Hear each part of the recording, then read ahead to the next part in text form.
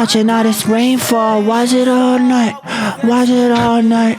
Watch it all night. Watching. Welcome back. Watch it all night. Watch it all night. Watching that all night. Guys, welcome back to Beyond the Pine. Oh, baby. Let me stop you right there. Guys, welcome back to Beyond the Pine. It's fucking episode... rude, man. Sorry. You it's episode me. 227? 228? 258? 265. Oh, yeah, it is, dude. 267. Get roasted. Let's put money on it. Let's not put money on it, man. Clay said 227. He said 227. I changed my answer. And he locked in that answer. And it's actually 265. I didn't lock it in. You absolute fucking loser. I didn't lock it in, and I'm not a loser, dude. You did. You locked in it. If you said it, you meant it. Okay. All right. You said a lot of things that don't matter. And mine were jokes. And mine were jealous. And mine, I'm not jealous. Yeah, you are jealous, dude. I'm not jealous of anything or anyone. Jealous that I locked in those answers and you didn't jump on the fucking train. And it was a wrong answer, man. Dude. Yeah, but it was commitment. A wrong answer. But it was commitment, man. And that's what you got to remember here, dude. Look, you could commit all day long, man. At the end of the day, you're not bringing in the bacon for this family. At the end of the day, I'm not sleeping with you. What do I fucking do with my hands? Dude, you know what I watched last night, ladies and gentlemen?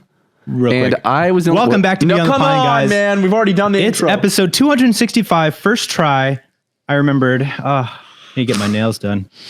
And Clay has a story to tell. So I watched Land of the Lost last night. Will Ferrell, Danny McBride, Chaka. You guys know that movie? I know that movie. I think it's okay. It's so good, dude. It's not amazing. It's incredible. It's a masterpiece, dude. It's so funny. It's so funny, dude. It's literally like Michael Scott thrown into an adventure movie. But Will Ferrell, here's the thing. You want to get into this right now? I want to get into it. Yeah, I want to get into it. I'll tell you right now that it's not, because that's why they brought Will Ferrell into The Office. Exactly. Because they thought that he was going to be the next Michael Scott. And he was. No, he was not. His style of humor yes, he was. Did not fit The Office. It was perfect for The Office. No, I think it was good. You know I think it was funny. But the fact that it isn't the same. Their humor is not the same. I know. I think Steve Carell's humor is perfect. Like, it's literally perfect. Steve Carell is literally so incredibly like in tune with like having his humor be so like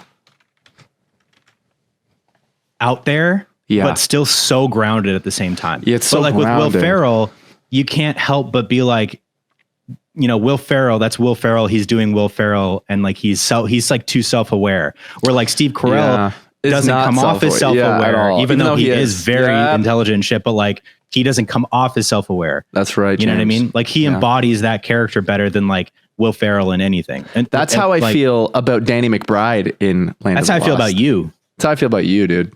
That's how I feel about Danny McBride in Land of the Lost. What, that he's like perfectly not self-aware, coming off not self-aware, but is self-aware.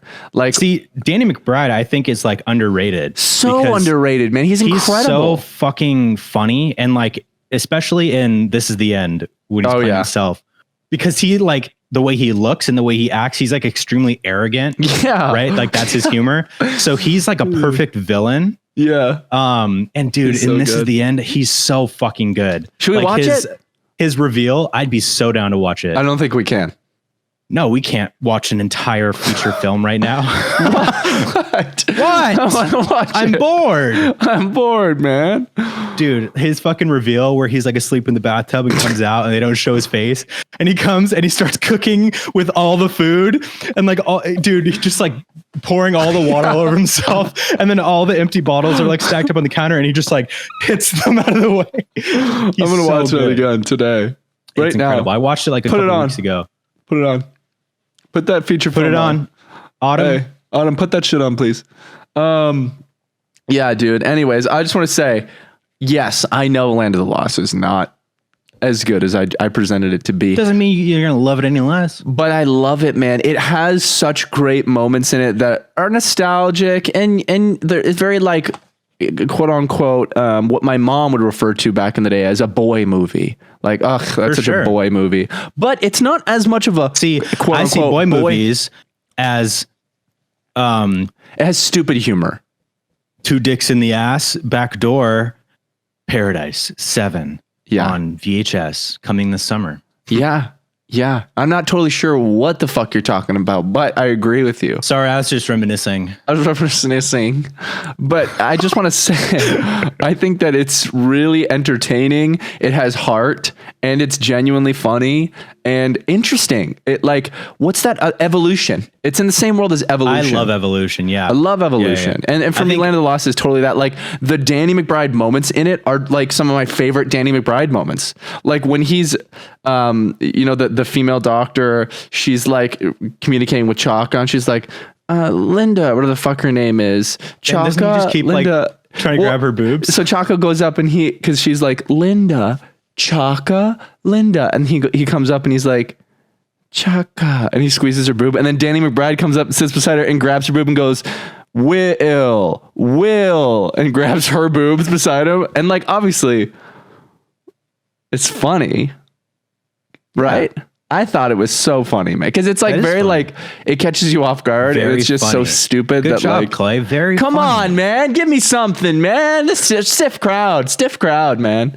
Gotta try harder, man. I've heard it all before. Thank you so much to our sponsor, HelloFresh, for sponsoring today's episode of Beyond the Pine. You guys, HelloFresh has been a sponsor for us for a long time because we frickin' love them, dude. And I eat HelloFresh literally every other day now.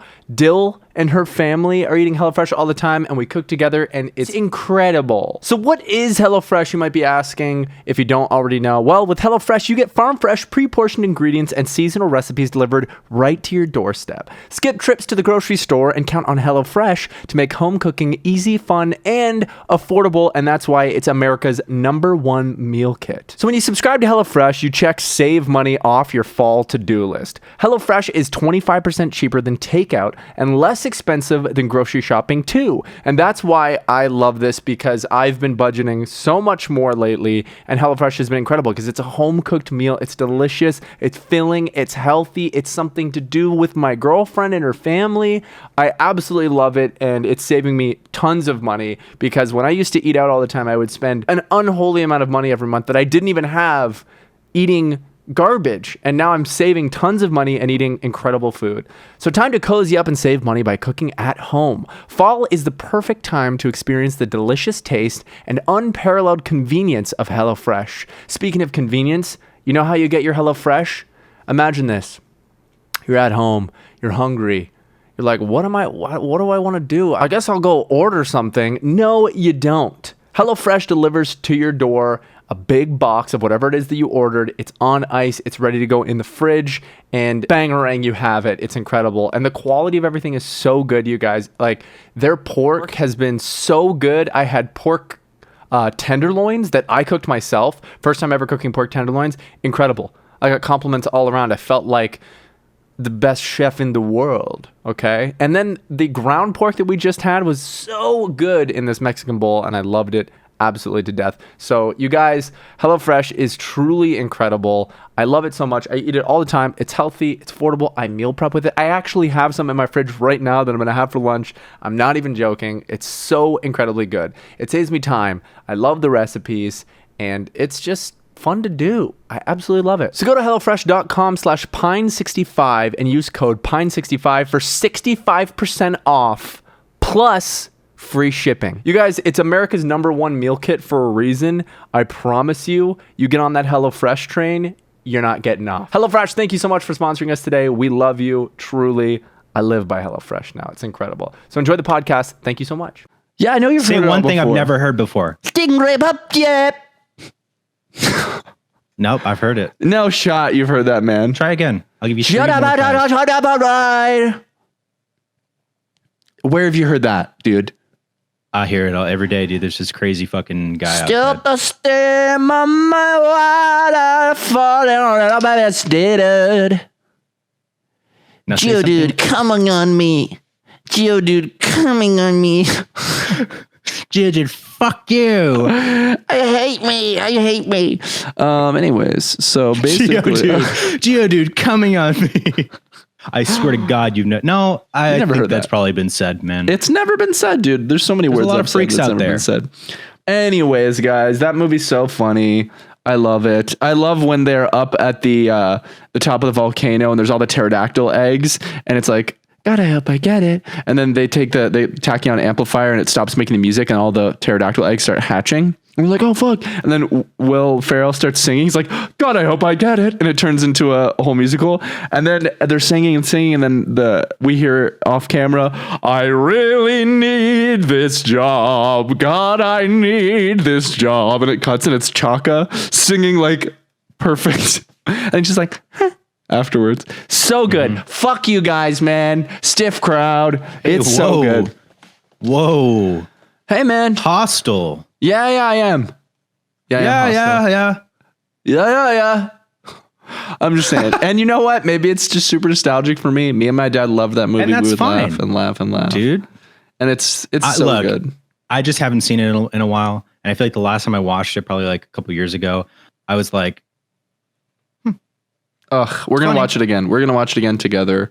Like, I love the dinosaur. It'll be funnier watching it together. For sure. The dinosaur we'll laugh at things that you wouldn't laugh at on your own. But that's what I'm laughing about. I'm thinking of like my friends and what we would find funny when I'm watching it. You know what I mean? Like how stupid certain things are, but like intentionally so. Like I'm not like, it's funny one-liner. It's like, it's the stuff that's stupid, but like they knew it's stupid when they were doing it, or, you know, things like that. Dude. I don't watch it with the same lens as the average fucking Andy. You know what I mean? Average guys, Andy? Yeah, Andys are like basic bitches who, you know, who like Rick and Morty. Dude, I don't give a fuck about Rick and Morty either. Like I've seen episodes and I'm like, oh yeah, I can sort of get this. Like it's fun to watch, but like the amount of love people have for Rick and Morty. But you know what it is? I also don't give a fuck about Family Guy or any of those either now. I just grew out of like adult cartoons for the most part. I still like even Futurama. Like I fuck with Futurama, but like I don't know. It's not the same anymore. Like I don't connect with it as much as like watching real shit. Like even The Office, It's Always Sunny. Yeah, all that good shit. For sure. You know? Like I just can't. And like Lauren loves adult cartoons. She watches like Bob's Burgers. Well, Lauren is a cartoon. BoJack. Lauren's not a cartoon, man. Lauren's real. You've seen her. I can't confirm nor deny. You've seen Lauren in 3D. I'm so upset right now. Are you saying that my girlfriend's made up? I'm not saying she's made up. I'm saying she's a cartoon. That it only exists in a cartoon world? Correct. I don't even know what to say. Deleting her files? She doesn't exist anymore. No. Lauren. Now she's just in Rick and Morty. She can't speak. Yeah, I deleted her fucking programming, man. Yeah, I deleted her. So what?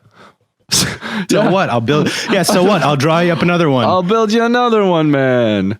Anyways, yeah. I just want to say that thank you those of you that came out to the Beach Weather show, man. That was an incredible show. Oh, yeah. It was so fucking sick. No worries. It was basically sold out. It was very close. I think it was a 250 cap venue, there's probably like 230 there. It was really, really sick. It was caked with people. Super fun. You know, it's so funny. Gross thing so I'm in the green room. This is a story, James. Right. And so everyone who isn't familiar with show business like we are, showbiz, the green room is the room that the talent waits in before they go out on stage. Yeah. And it doesn't have to be green like you're imagining. No, there's no color. Any color. It could be any color. There's no color. Yeah, it's black and white. It's black and white. No, but so I'm in the green room and we ordered food to the green room. And of course, we get a discount. Usually venues will actually provide you with free food. Of course, we get a discount, 5%. So 5%. But no, usually they give you free food. This time around, it was only a discount, but we'll take what we can get. And I'm eating a burrito. Much was the discount? 20%. Not that much for that's like less than like employee discount. Yeah. No, it was definitely employee funny. Discounts are usually like 30%. Every other place gives you at least like a bunch of drink vouchers, so you can like 10, 20. Well, this place is probably struggling, man. They're actually not. They're like they're one of the better venues here, like at 250 cap. That like sounds really good. Then that's hilarious. And there's no excuse. There's no excuse. I got paid like decently for being a supporting act. But anyway, so I'm in the green room and I'm eating a burrito, and my friend Sean and Alex are both in Beachweather, and Sean is like my mentor, and he wrote all the EP with me and produced it. And Beachweather's fucking massive. Those of you that don't know Beachweather, they've like blown up and have 9 million monthly listeners. So unreal. You can imagine it was a pretty fucking rowdy show.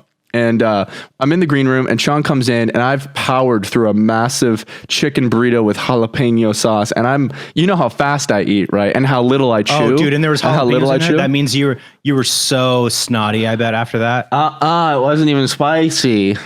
It was like a jalapeno slaw. And I'm powering through this fried chicken burrito. And I have probably 1/3 of it less, maybe less than that even, left, and less than that even. And the moment of realization, I have like 30% less and even less than that left. And basically, I've powered through this bitch. And Sean walks in. And we've been chatting earlier, and he comes back in and he sees me eating it, and he's like, oh yeah, he's like, definitely finish that whole burrito before you go out on stage and sing a whole set. He's like, that's a great idea. He's like, eat that whole fucking burrito right now. I've been laughing. I'm like, and I will. And then I finish it. We go up on stage to do our set. We're the second band. We're the last band before the headlining act. Direct support. Those of you, we've never even opened. We've skipped the opening act for now.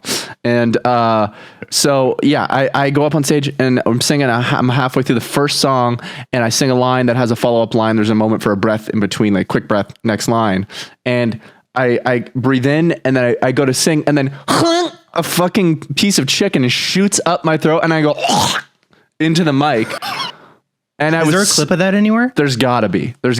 Yeah, there was a videographer there who shot, dude. So it's probably in existence. And if it is, oh my God, I'll try to get it for this. But if it's not, I'm sorry. But I felt so embarrassing because I was literally like, and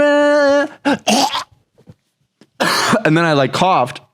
And I was so embarrassed. I was like, I can't fucking believe that just happened. That was so embarrassing. And like, when you're not headlining, yes, there's fans there, 10 or 15 fans who are stoked, but there's also hundreds of people there who don't know you, and you're trying to win them over. You're trying to, appear like a cool band. You're trying to get them involved and, you know and make eye contact. You could just claim that was totally intentional, and it was for humility, and it was like purpose. Vulnerability. I was being vulnerable. And, you're trying to show them you're a real person. Hey, I choke on chicken burrito just all like the fucking time. And it was I was so fucking embarrassed that happened. And so like, I was already like, for some reason, more than any other show, a little in my head, and like felt like overanalyzing my movements and my body and how I looked physically, because it was the stage was a little weird. Like the ceiling was like lower in this place, and the lights are like right there, so it's kind of weird vibe as far as being on stage. But that happened, and I was so embarrassed. And then I brought it up in between songs. I was like, "You guys see me choke? I choked on a burrito. I fucking choked on a goddamn burrito. I coughed it up, and it was fun. I made everyone laugh. Of fucking course. It was it was very fucking embarrassing. And I was told, and I learned my lesson. And I should have listened to. That means that Sean had that exact thing happen to him, and that's why he knew. Yeah, they're and so now you know that, good. And you'll do the same thing. Oh yeah, eat that whole burrito before you go out on stage. That's a good idea, dude. If you go out of your way to say that to everyone, oh yeah, that whole burrito. Eat that whole burrito before you go on stage. I don't have a burrito, dude. What are you talking about, dude? Okay, I'm better. I'm better now. I've done this before. But yeah, so that was super embarrassing for me, and it happened, and there's nothing I can do about that. There's nothing I can do about it. And hopefully, dude, it's fine. Hopefully it went over well. I brought it up with almost everyone that I talked to afterwards. because I was still like, that was so funny that happened. But it's funny because every second that you're on stage feels like a fucking hour. Any moment, anytime there's a silence, like after you finish talking and the time between I stop talking and I, give the energy to Dill to hit play on the song or Logan or whatever, like that time feels like 3 hours for me, but it doesn't even, no one's even thinking about that in the audience. Mm-hmm. It's all just normal and part of the show, but it's very interesting, and it was third show. And it's one of those things third you're show, like, dude. nothing third like show in like a month, right? Yeah, literally. And third show ever. That's crazy. It was so fun. Yeah. I'm so proud of you. I'm so grateful because of all you guys, of course, and everything that we've been able to build up to this has really allowed me to, not have a head start, to some degree, skip some of the growing pains of being a band and everything that goes into that. Like we got to essentially skip being an opening act. Like now we're supporting act. Like, I put in my work. I put my fucking 10 years in. Like I've been a musician. I've busked on the street. I did open mics in Silver Lake, like just by myself acoustically. You don't have to yell. I'm not yelling, dude. It's just how I speak. You don't have to yell.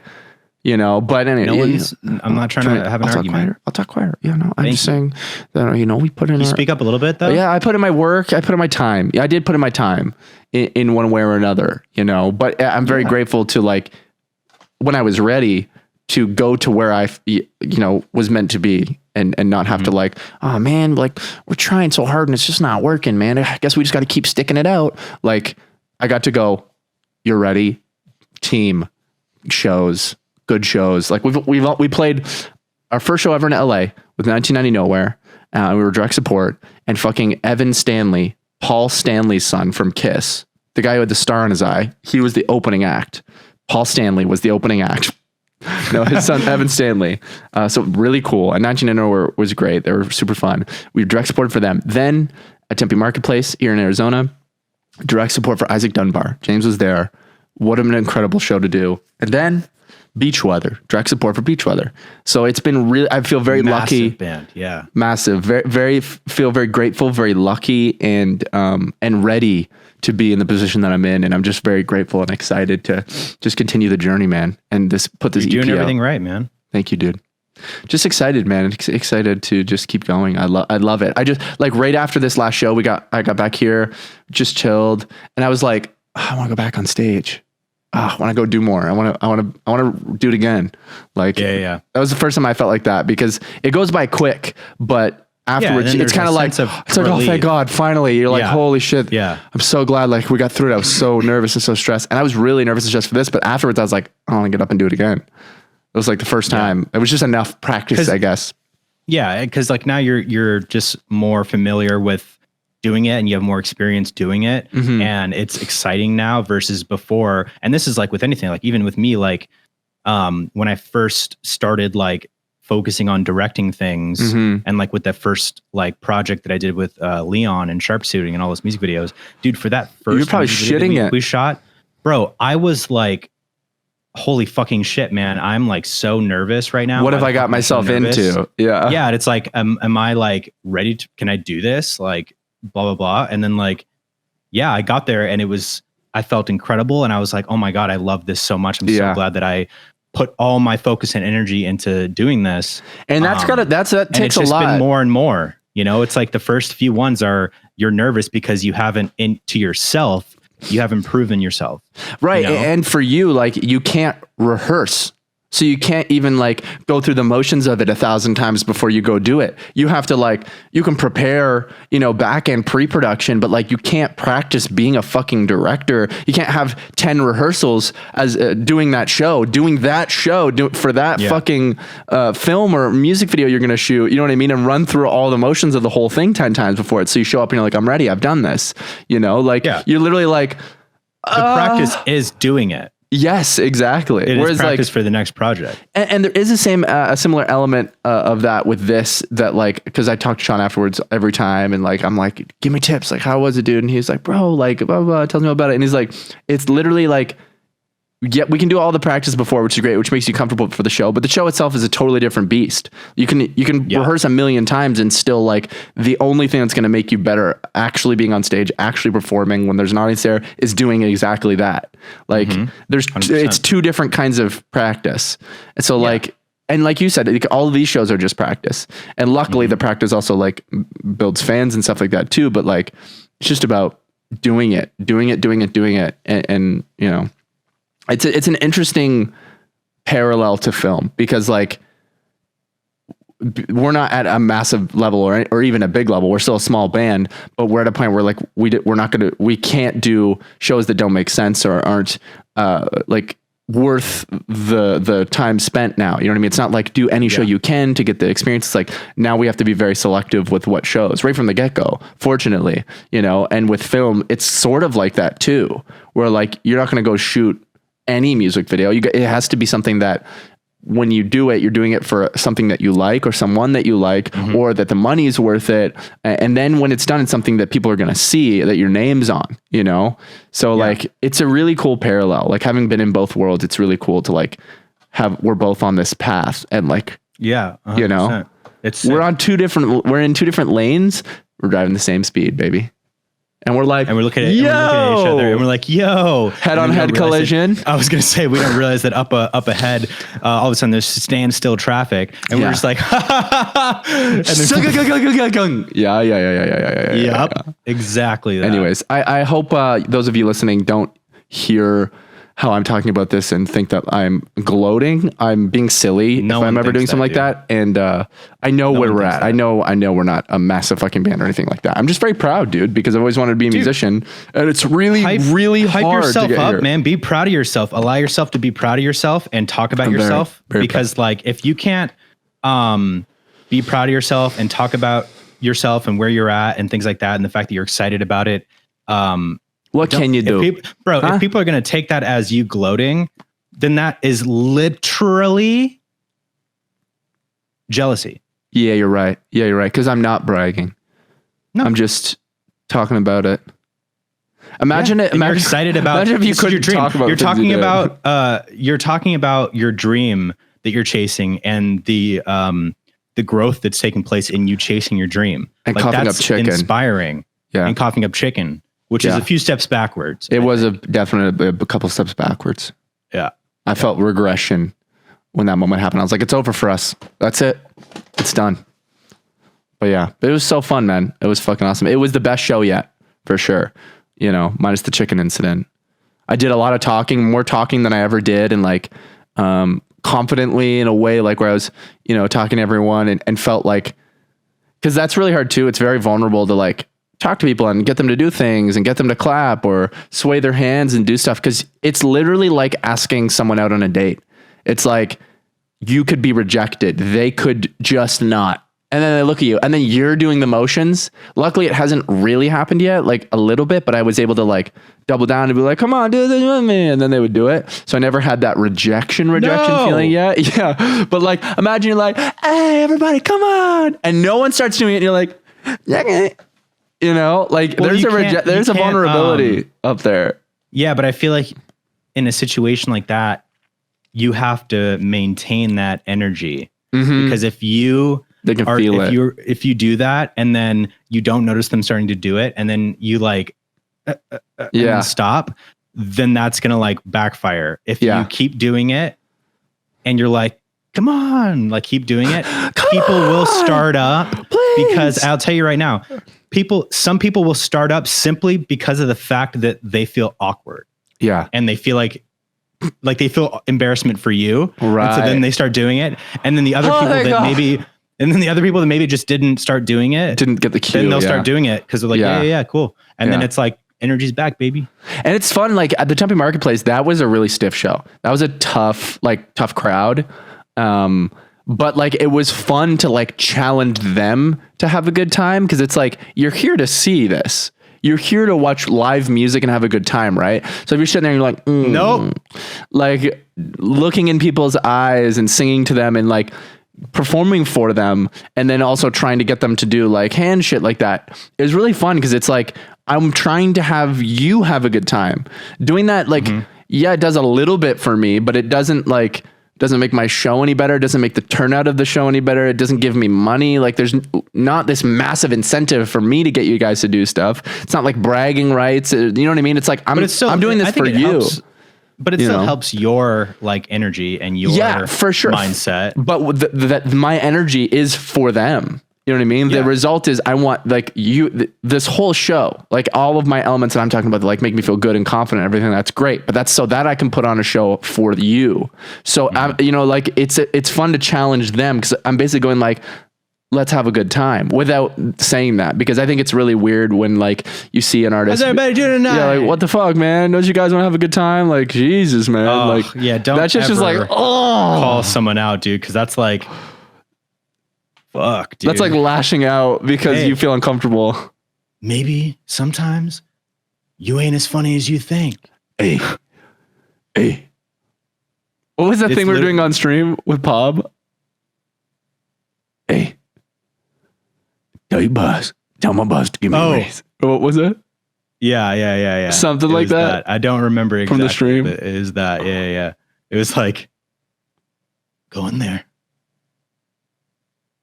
Go into HR. Tell them to tell my boss to give me a raise. Tell them to give me a raise. Hey, okay. I'm not going to do that. Whoa, settle down. Hey, easy now. Wait, no, what was it? The actual. Yeah, it was dialed in. We're talking about this bit. It's like the character from Tropic Thunder. Telling. The character from Tropic Thunder. This is a character from Tropic Thunder. Yeah. Who in this scene, I'll set the picture for you, is being fired, and he's telling for sexual harassment, but he's telling the girl to go in there and tell him to give him a raise. Tell his boss to give him a raise. Now a word from our sponsor, BetterHelp. Guys, I'm someone who is constantly overwhelmed all the time with all of the things that I have to do, all of the things that I need to do, all of the things that I want to do, and my priorities, and it can be insanely overwhelming, causing me stress. It can cause anxiety. It can cause procrastination to the most degree, to the nth degree, and it can be tough to train your brain to stay in problem-solving mode when faced with these life challenges. But when you learn how to find your own solutions, there's no better feeling. A therapist can help you become a better problem solver, making it easier to accomplish your goals no matter how big or small. I've used BetterHelp many times now and found a therapist that's worked incredibly for me and given me a lot of tools to be able to handle these things, because what I've realized is I just didn't know how to handle the feelings and the headspace that I've been in. And BetterHelp has given me those tools to be able to actually not just suppress something or be paralyzed by it, as I'm sure a lot of you can relate to, but to actually handle them, tackle them, move forward, and be able to feel good about all of the things that normally really paralyze me and cripple me. I wanted to try BetterHelp because I had never done therapy before, and I've only heard good things, and it's something that I procrastinated, and I wish I didn't. I wish I went into it a lot earlier. I've seen a lot of benefits with BetterHelp. Like I said, those tools, I just feel like I can handle every day now, and I can understand myself better. And it's just helped me not get lost and feel paralyzed, which has just been one of the biggest things for me, is just this overwhelming feeling of a million different things, and then I get stuck, So if you're someone who's relating it all to the things that I'm experiencing, or you have your own things going on completely unique from me, BetterHelp can help you. It's super easy, and you don't have to see anyone in person if you don't want to. You find a therapist matched in a very short amount of time. Mine was within 24 hours or something like that. And it's been game changing. It really has. I recommend it so much to anyone. Even if you don't think you need therapy, it's worth trying out. It can only benefit you, I promise. Like, we're trying to grow. Guys, if you're thinking of trying therapy, give it a try. BetterHelp is a great option. It's convenient, accessible, affordable, and entirely online. Get matched with a therapist after filling out a brief survey, and switch therapists at any time. When you want to be a better problem solver, therapy can get you there. Visit betterhelp.com/pine today and get 10% off your first month. That's BetterHelp.com/pine. I promise you, if you're thinking or considering this or on the fence, give it a try. Use our code. It supports us. It supports our beautiful sponsor here. And most importantly, you've got nothing to lose. I promise you it's worth it. So give BetterHelp a try. If you're having any questions about it, you should do it. After she's already... hey, no. Yeah. Easy now. Go in there. It was like... Time to give me a raise. We're not going to be able to get it. Not going to get it. I don't have the VOD up, but the VODs are up now because I finally fucking routed my computer. I got all the virtual audio cables. I have 3 virtual audio cables, one for Windows Sounds, one for Spotify, and one for, I don't know, my mic or something. So you can separate like the copyright and stuff? Now on Twitch, my VODs, when they go out... Whoa. Easy. He's playing with a rubber band. Now when my VODs go out, it doesn't have any of the Spotify at all. So now I can listen to whatever the fuck I want, when I want, how we want, live on twitch.tv/notkib every day or other day for 3 hours with my boy James sometimes. Yeah. So what? I don't give a rat's ass. I'm down today. I'm so down. Later. Yeah. After this, I'm going to edit this, put this out, and then hit the fucking Twitch, dude. I've been playing so much Overwatch, bro, and I'm fucking good. Dude, I really am really good with Hanzo. Hanzo is a guy who has a bow and arrow. And someone said, Hanzo's a guy who has a boner. Hanzo! I just want you to know, I'm happy that you're having fun. I don't give a fuck about Overwatch, dude. It's so incredibly fun, man. I'm just telling you, dude, it's such a good time. Like shooting arrows and getting headshots with the arrows, and it goes ding, and they fucking die one shot. No. It's more satisfying than Fortnite to get a kill. And it's not like Valorant. Valorant's like boring competitive. Dude, I fucking was watching like YouTube shit yesterday, and I saw like this clip from one of Steve's streams. Where I was like, I'm gonna watch this. Flanking. And he was like talking to chat and like having a story, and at the same time just like headshotting everyone. And I was like, bro, Steve's a freak. Yeah. Steve has put in so many hours into Valorant, and he's like, just from not like knowing shit about that game, but seeing that it's really hard. And like, dude, he literally did this thing where he was like talking and like looking to the left, like to his monitor with chat. And literally like he was standing there like not even moving, and somebody ran in and he literally went and like headshotted them and then went back to talking, and I was like, my boy's flexing right now, dude. Yeah. He knows exactly what he's doing. He knows what he's doing. Dude. And fucking that game's hard too, man. It's hard to actually be good at Valorant. Like it is a lot easier to play Overwatch. It's more like Fortnite, and the character I play is harder, but people who play Hanzo, it's like, if they're good, it's very impressive. What are you fucking smiling at, man? You got a shit-eating grin on your face. You're eating shit, dude. Yeah, you got a shit-eating grin on your face, man. No, dude, it's just that I feel the same way about Fortnite, man. The character that I play as is really hard for the people to play as. No. And, it's not. You know, I'm really good at it. Come on, really audience. hard for other people. Say something in the comments about how Hanzo is harder to play if you're than the other guys, because the other characters are that. People in the audience, don't even say a single thing about it. No, listen to James. I want him. He's a shit eater. Want him to just be like, wow, dude, no one had my back. No, what? But have my back, guys. I got your back, bro. No, you don't. I got your back. Yes, dude. I do. I always have your back. I literally always have your back. Usually, yeah, no, always, except right now. Every other time. Except now. Speaking of that, what I just said reminds me of a bit in Land of the Lost where he's like about to face the actual T-Rex, Will Ferrell, and Danny McBride's like, you know, I'm always there for you, man. Anytime. I got you. Anytime. And he's like, all right, let's do this. And he's like, to be honest, I didn't think you were going to cash in on the favor right now. So I'm going to have to say no to this one. But anytime after this, he's like, I got you. Just not this time. Anytime after now. And he walks off. It's so funny, dude. Dude, that reminds me of our buddy comedy. Oh my God, bro. Dude, I'm now a lot more available after the show because I have one private show I'm taking that's in November, but besides that, I'm not taking any shows unless something crazy comes up. We're busy. We're too busy. But fuck, man, we need to do it. Well, look, man, it's one of those things where, you know, I have a lot on my plate right now. I know. And the way I see it is like,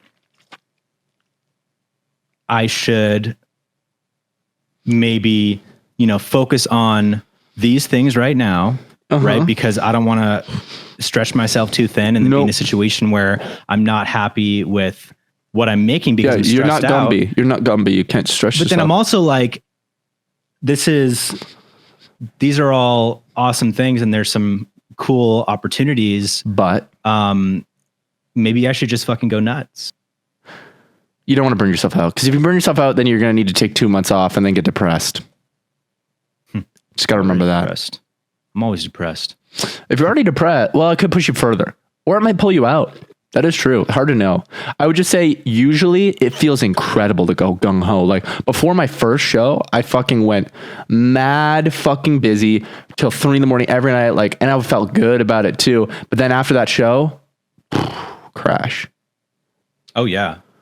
I mean, that's what happened to me. Like after we finished the green room video for Good Boy Daisy and Ottawa, I think that was like the end of like a year-long grind of mine, where I was like, oh my fucking God, I need to like, I can't do anything. Yeah. And then I was like in that zone, like where I just had no motivation or energy to do anything. But then I was like, what the fuck, man? I don't want to let this momentum die. But then when that happens, you have to let yourself fucking live that. And like, as the wise be in words, that slump. As the wise words of Jim Carrey, depressed for your soul means deep rest. And you need deep rest once in a while. You need to be depressed. You need to let yourself. I don't know. I'm not really a big fan of Jim Carrey. I'm a big fan. Me too. Yeah.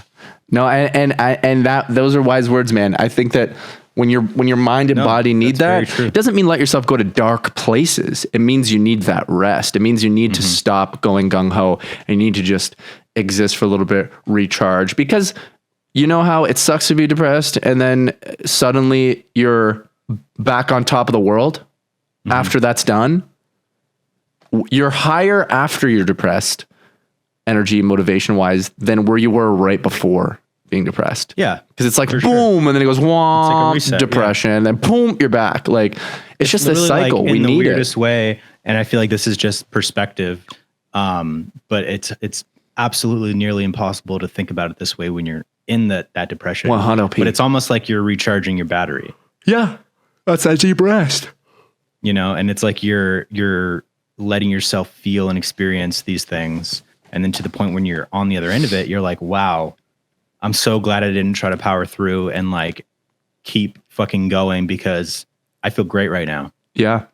Yeah. I mean, was it the last podcast or the podcast before that like I definitely was like feeling depressed, and I had like 4 days where it was like pretty bad. Like it was the worst I can remember feeling in a long time. And then one day I cleaned my house because I had to, because I was having Logan over and we were going to play WoW. And like after cleaning, I felt a lot better. And I was like, oh, I've cleaned my house, and that helps like clean my mind a bit. And I was like, I feel like a decent amount better. I'm not 100% back, but like that made a massive difference. And then the next day I felt great. Then the day after that was a little regression. Then the day after that, I was like back to normal. And now I feel totally normal again. Isn't that weird? That's good. Yeah, it's weird. I don't know if that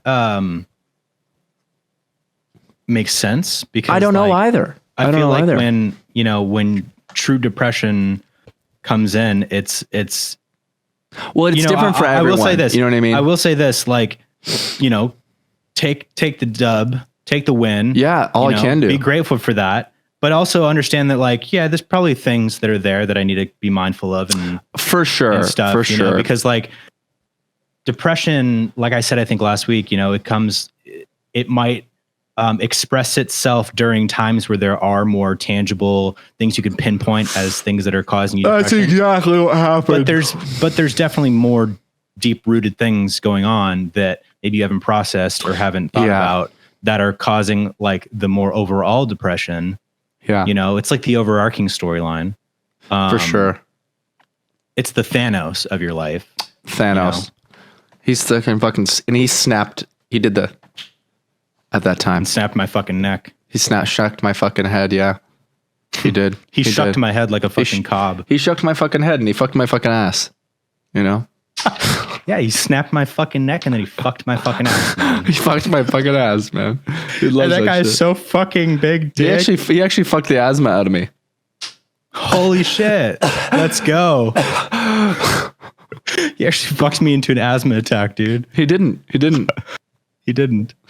Guys, we're lying. Thanos did not fuck either of us. No, he wouldn't. It wouldn't, man. How big do you think Thanos' dick is?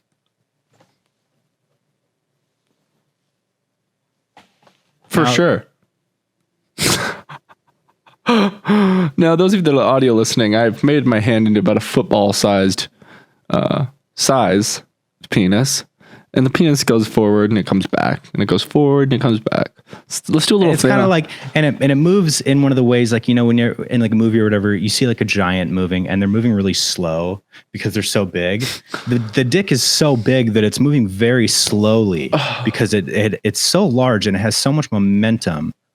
And when it finally comes back around and slaps you, that's the slap heard around the world, man. That's a great question to ask, what I'm about to ask. If a dick was that fucking big where like it moves slow, is it actually moving slow to us? If it was like the size of the Titanic? The Titanic, yeah. Is it actually moving slow to us, or is it moving slow from the perspective of someone big? No, it's moving slow to us because it has to do with the way that like a living creature experiences time. Has to do with their metabolism. So like if you think of a fly that's flying around, you know how like whenever you go, but a fly's moving fast for us. Let me speak. You know, I'm just saying the fly moves fast. You're right. To me. Because to them, we're the giant. So we're moving slow to them. Wow. And they're experiencing time much to them is normal, but to us would be faster. Because like when they're flying around and you go to like swat them, it's literally like your hands like, and so they have enough time to react. Get out of the way then. How do they get killed? That they do. Well, because sometimes they're dumb. They're a fly. Oh my God. That's so disappointing. But that's how time is experienced through different creatures. Yeah, it is, isn't it? And that's so weird, man. That's why every time James walks around me, he's like, and I'm like, what's up, loser? So does that mean if a big ass dick like that was swung towards us, size of the Titanic, it moves hella slow? Yeah. What about the impact of it? Is there not a universal amount of impact and velocity? What is the objective velocity of something so big moving like that? Or I guess it's perspective. So something gigantic could in fact move fast enough that it hurts us, but it's the perspective of the larger thing. Well, it has to do with mass and momentum, right? So if a little micro penis moves and hits you, it's going to be like, no, you know? If a giant fucking Titanic-sized dick flying around swinging you, that hits you, you're done. You're demolished. I don't know, dude. Because a giant dick is going to weigh so much. But the speed that so much mass. But wouldn't it be moving at such a slow speed? No, anyway, that's just relative, right? That's what I'm saying. It could be the same momentum, right? If it was moving fast enough to kill me. To that, think about like how it's just like, you know, think of a giant with like a big club, but it's moving slow like that, but it's still like causing devastation because there's more momentum behind it and it's a larger amount of mass. So it's heavier, it's denser, it has more mass, it's larger. But what if it was the momentum, the kinetic energy in it that's being created is like. But what if it was planetary sized? Oh, then it would have its own gravitational force. Okay.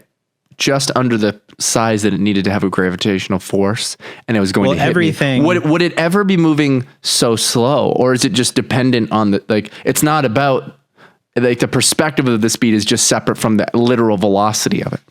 Okay, if we're talking about where are we in this situation? Are we in the vacuum of space, or are we on Earth? We're on Earth. So you're saying that this dick is now size of a dwarf planet. Yeah. So that would have such a massive gravitational effect on the Earth that it would cause absolute devastation to everything on Earth, the tides, the atmosphere, everything. I'm so sorry. I'm getting a... The fuck is that? Oh, my... 1 second. I'm sorry, James.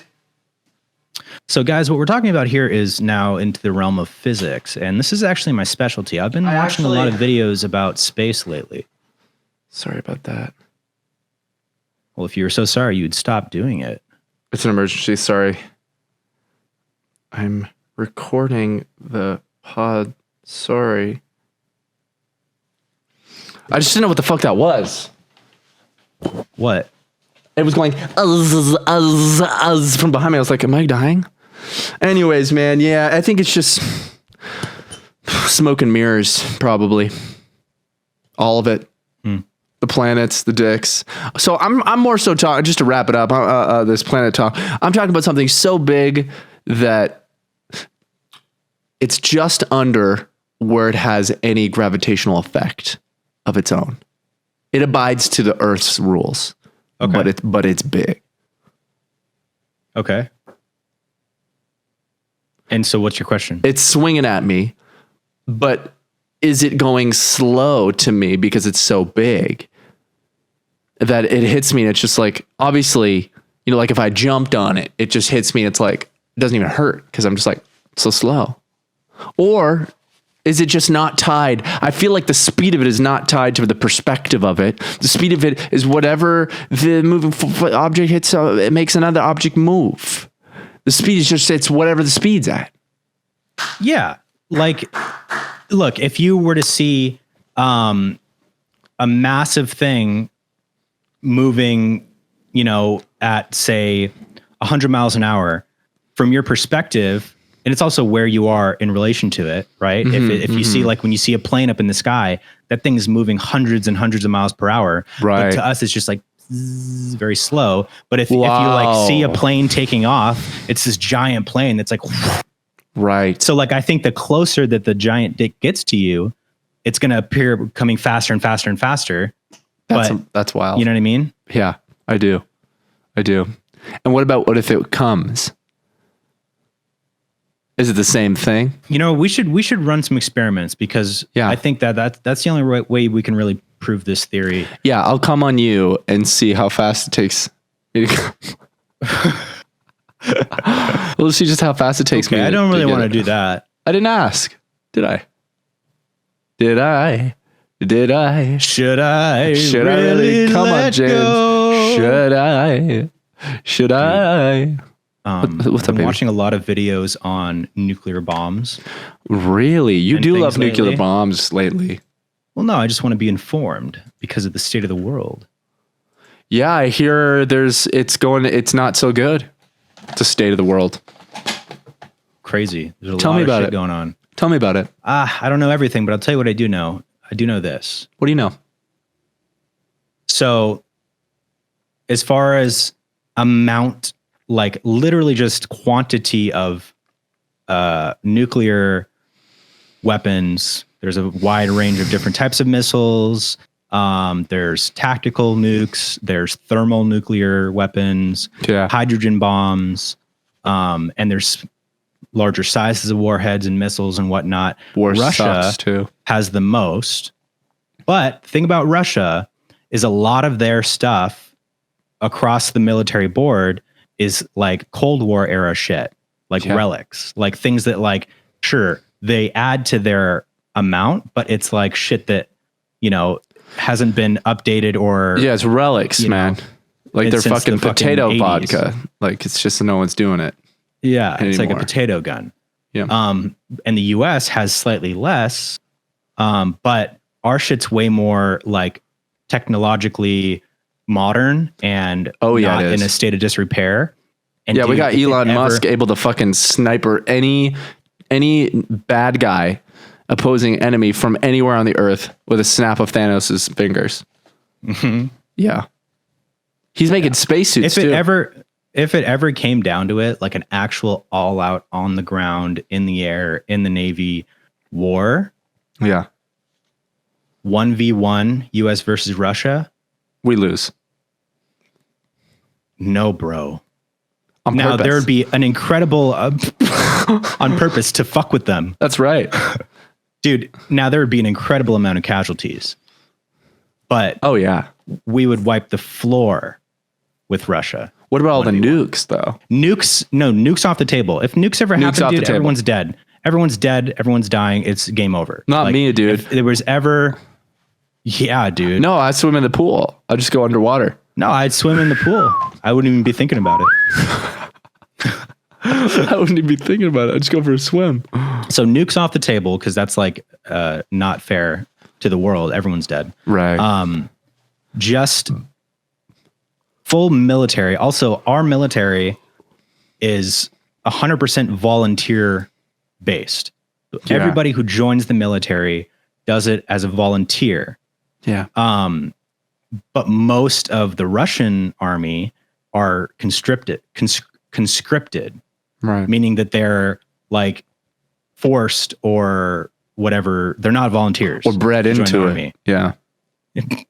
Yeah. Most of them are bred for it. Yeah. They're bred into the military, in a bunch of big pots. Yep. Yeah. And and history has shown that volunteer armies fight with more energy, charisma, loyalty, everything than ones that are like forced to be there.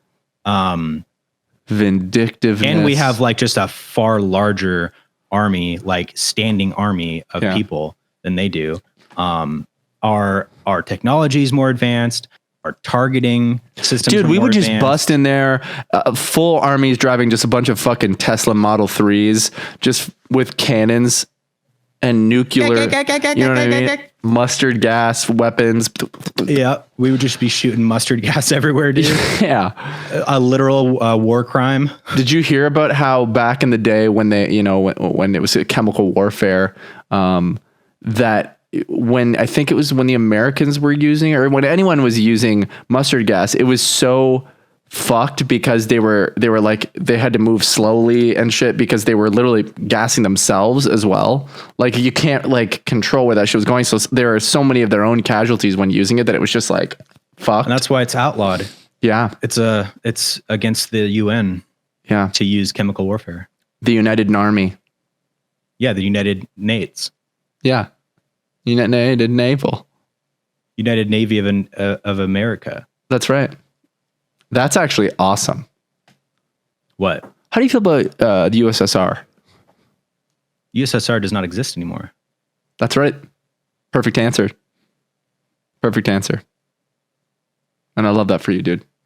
I love that for you. But like, man, shit's building up, man. And like, is something going to happen?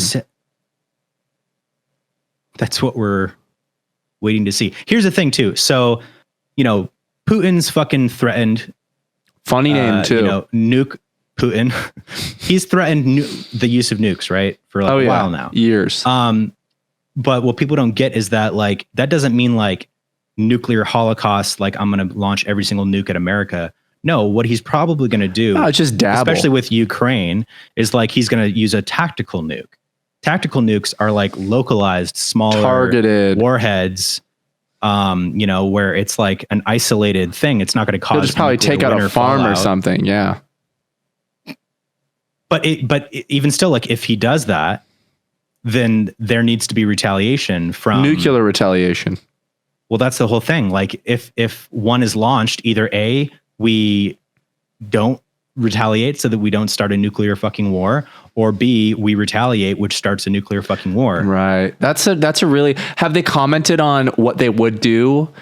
I mean, like, well, Biden's like been very serious in his responses and his statements to Putin and Russia, and saying like, I don't know where the hell I am, but somebody give me a cup of OJ, please. I'm so thirsty. I just want everyone to know. I don't know. Who am I again? I had it and I lost it. No, but he's been very like firm with like, don't you fucking dare. Like literally like, don't you fucking dare. Yeah. Like I heard that. Because he used to be like, you know how this ends, right? You know how this ends. You put a nuke, well, dude, put a nuke, dealing with everybody fucking dies. Yeah, literally. Is that what you want? Only outcome. Yeah. But you're dealing with somebody who is a power hungry megalomaniac, largest level egotistical Megalodon. Narcissist. Yeah, he's a literal megalodon, dude. This guy's a literal shark. Yeah. You think you could even fucking... He'll eat you up. You want to dance with a megalodon, dude? No shot. No way. I'm not. It's like an ego thing. Oh, yeah. You know? Which is like, yo, anybody in Russia, any of his officials... I wonder if the government, obviously, I'm sure they have to communicate in a very serious way, but I'm surprised they don't just be like, this goes out to you, Putin. If you nuke us, what happens is every single one of us die. You die, right? I die, exactly. We all 100%. Die. So and there's no ego communicated. Even like, hey, there's no ego here. We get it. But you do that, you die, I die, we all die, right. And that's it. Look, this is the difference. Send that to so Putin. If Putin launches a... Send that to Poopy. Send that to Poopy. If they launch a tactical nuke... Same fucking outro. Then that's basically being like, cool, balls in your court now, bitch. Are you going to respond? Or are you going to start a nuclear war now because I did that? Well, what if we just do a tactical nuke? You did. Then they would launch a million fucking nukes at us. And we would launch back. That's what I mean. So then they start the nuclear war. Right. But what I'm saying is the level of like empathy for the rest of the world that, and this is obviously arguable, but I'd say generally, the position of the U.S. I see what you're saying. Along with its allies, with NATO and with other countries, we, as fucked as America can be, for sure, we still consider ourselves like allies with a lot of people, and we want to keep things cool, even though like we do sketchy, fucked up shit all the time. If the ball does, Russia is like, fuck you, except for a couple countries. Yeah, and if they do that balls in the court situation with like a tactical nuke, then the world goes, okay, we know that if now we retaliate nuclearly, that we have caused Russia to fully start nuking. So it really does put America in a weird situation where it's like, that would mean we're triggering a full-on nuclear war. Do we want to do that? But if we don't retaliate with nuclear stuff, then are they just going to keep retaliating with tactical nukes and like, or just like we're letting them get away with it? Like, right? Is it exactly? So, and America never does that. So America has no history of letting anyone get away with anything. They don't negotiate with marriage justice, and you know what I mean. Like, I think America would. Because the other thing is like not retaliating doesn't mean that Russia won't continue to use nuclear weapons. And if they're crazy enough to use one, they're not just going to test the waters and then back off and just do normal warfare. Like they're going to keep doing. Now we're living if they're going to do one, they're going to do them all. A lot of countries have nukes, but like back in World War II, when we launched the bombs on Hiroshima and Nagasaki, which was so fucked. It was so fucked that happened. Yeah, that is like the most, I think, atrocious thing that's like ever happened is dropping those two bombs, and that like changed the fucking world, dude. But the reason why that was like checkmate is because nobody had that but us then. Yeah, like we literally did that, and then I forget his name, but the like emperor of Japan at the Stony time, Post Malone. Stony, dude, that's Posty, dude. It was Stony. Yeah, we dropped the first one, then we were like, that was fun. Let's do another. We were like, okay. And then the emperor was like, I don't care. We'll keep fighting. Then we're like, all right, cool. Drop the second one. And then he was like, we can see. And then they were like, we have another one and we're going to drop it on Tokyo. And then he was like, I absolutely entirely surrender. That makes sense. Hey guys, my hands are tied. My hands are tied. Hey guys, you did it. we surrender. And then you've killed so many. You've killed so many, and they were all civilians. You killed so many civilians. I can't believe you did that. We obviously surrender. No, truly though, that's so fucked. It's so fucked. It's terrible. It's so fucked, dude. And America did that? And then... So glad I'm Canadian, man. We haven't heard a fly. I don't know that, actually, but... No, everyone has their sins, dude. Not us, man. We're clean. Believe it or not, we haven't ever done anything wrong. Right. All we've ever done is make maple syrup and chill out. And masturbate. Oh, fuck yeah, we have, dude. Fuck yeah, buddy. And then, do you know what the Tsar Bomba was? Yeah, that's one of the aliens from from Land of the Lost. No, his name's Enoch. No. Do you ever heard of the Tsar Bomba? No. It is the largest nuclear bomb that has ever been detonated. It is the most powerful thing that humanity has ever created. Wow. It was, I believe, 50. It's just sitting in Elon's basement. It was 50 megatons of TNT. That's a megaton of TNT. Yeah. So like for comparison, Hiroshima was 15 kilotons. Trust me, I know data. That's fucked. 15 so it's like million times. 50 million tons of TNT. That means 50 million tons, like 1 ton of TNT. Imagine how big of a fucking explosion that would be. Yeah. Pretty fucking big. That's what levels out like a fucking mine, right? When they're like digging in mines and caves and shit. So 15 million mines. 50 million. Oh, 50.